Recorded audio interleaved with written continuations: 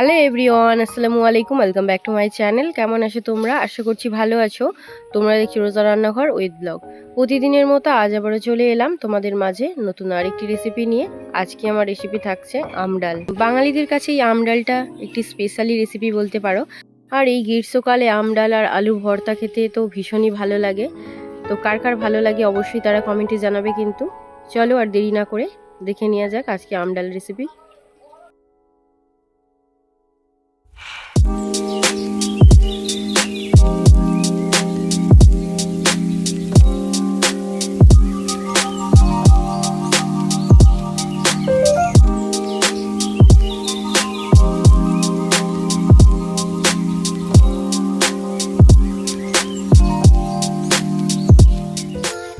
এবারে চলো তাহলে রান্নাঘরের দিকে যাওয়া যাক। দেখো রান্নাঘরে চলে এসেছি। রান্নাঘরের পাশেই এখানে আম গাছ আছে। তো গাছে দেখো কত আম হয়েছে। এই গাছ থেকে আম পেড়ে নিয়ে কিন্তু আমডাল বানাবো।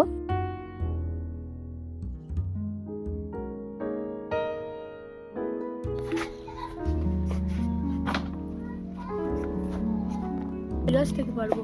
আয় এদিকে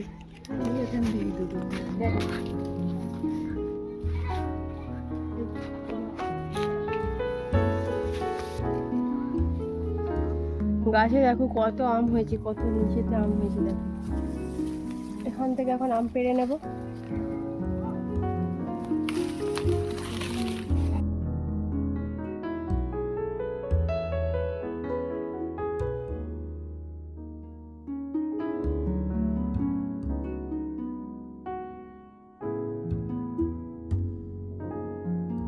দুটো আম পেড়ে নিয়েছি গাছ থেকে। আম ডালের জন্য এখানে দেখো 200 গ্রাম মুসুর ডাল নিয়ে নিয়েছি। গাছ থেকে দুটো আম পেড়ে নিলাম। আর এদিকে মশলা নিয়ে নিয়েছি। প্রথমে ডালটা ভালো করে ধুয়ে নেব। ডালটা ভালো করে ধুয়ে নিয়েছি। এবারে হাঁড়ির মধ্যে ডালগুলো নিয়ে নেব।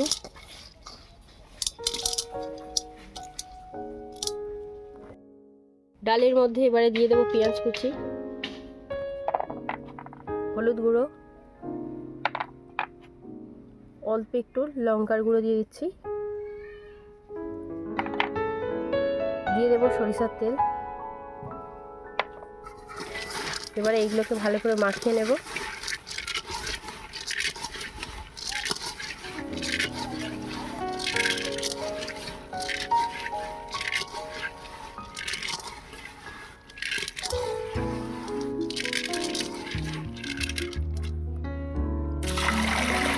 এবারে জল দিয়ে দিচ্ছি।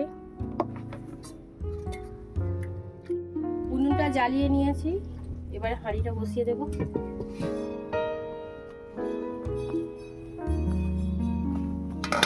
এবারে ঢাকা দিয়ে ডালটা সেদ্ধ করতে দেব।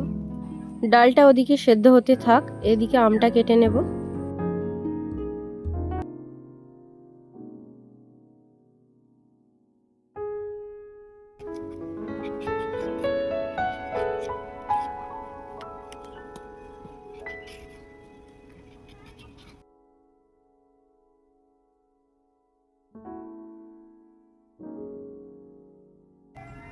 এবারে আমগুলোকে পাতলা করে কেটে নেব।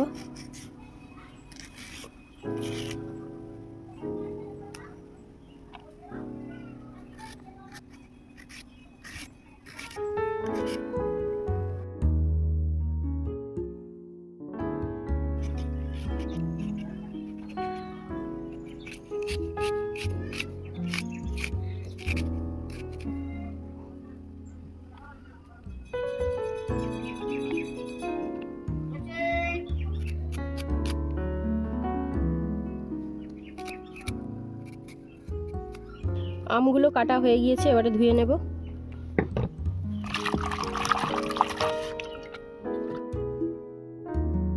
ডাল সেদ্ধ হয়ে গিয়েছে, এবারে দিয়ে দেব কুচিয়ে রাখা আম।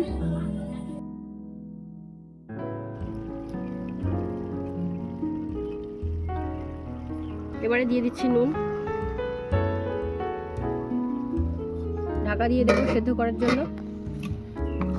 আম খাবি তো খা।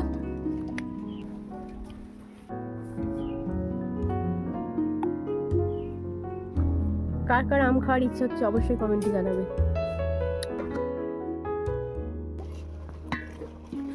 আমার ডালটা সেদ্ধ হয়ে গিয়েছে, এবারে ঘেঁটে নেব।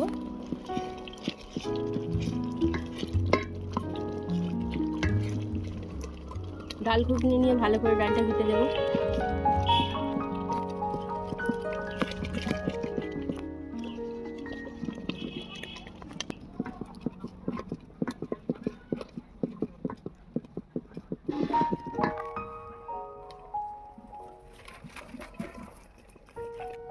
ডালটাকে ভালো করে ঘেঁটে নিয়েছি, এবার পরিমাণ মতো জল দিয়ে দেব।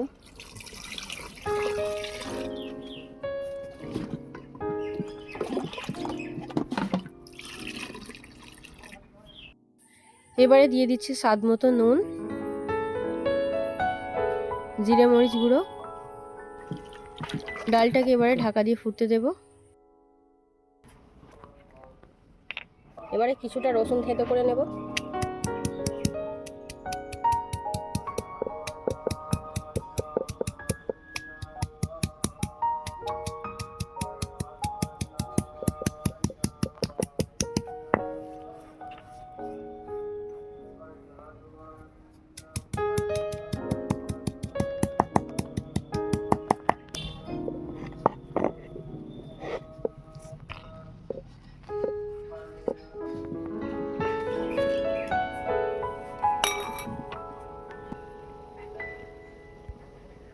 ডাল ফুটে গিয়েছে, এবারে নামিয়ে নেব। এবারে একটা কড়া নিয়ে নিয়েছি, দিয়ে দিচ্ছি সরিষার তেল। ডালটা ফোড়ন দিয়ে নেব, তার জন্য দিয়ে দিচ্ছি দুটো শুকনো লঙ্কা, তেজপাতা, রসুনটাও দিয়ে দিলাম। এগুলোকে এবার একটু লাল লাল করে ভেজে নেব।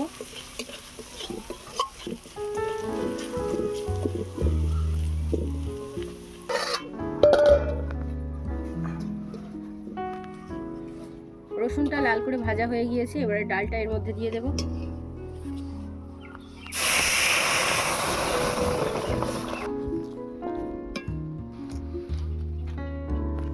ডালটাকে 1 মিনিট ফুটিয়ে নামিয়ে নেব।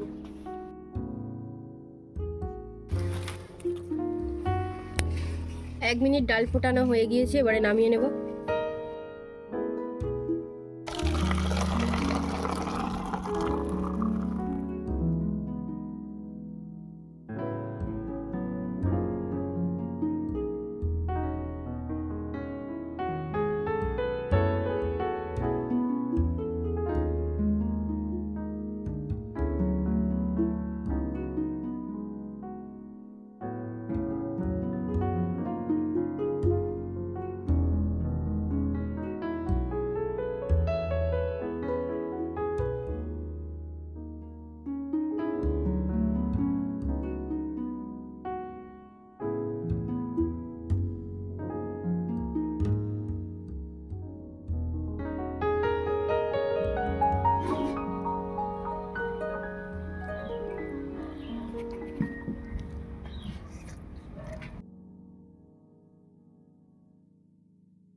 আমার আজকের রেসিপি তোমাদের কেমন লেগেছে অবশ্যই কমেন্টে জানাবে। যদি আজকের রেসিপি ভালো লেগে থাকে বন্ধুদের সঙ্গে শেয়ার করো। দেখা হচ্ছে আবারও নেক্সট অন্য কোনো রেসিপির সাথে। ভালো থেকো, সুস্থ থেকো, পরিবারের খেয়াল রেখো। বাই, আল্লাহ হাফেজ।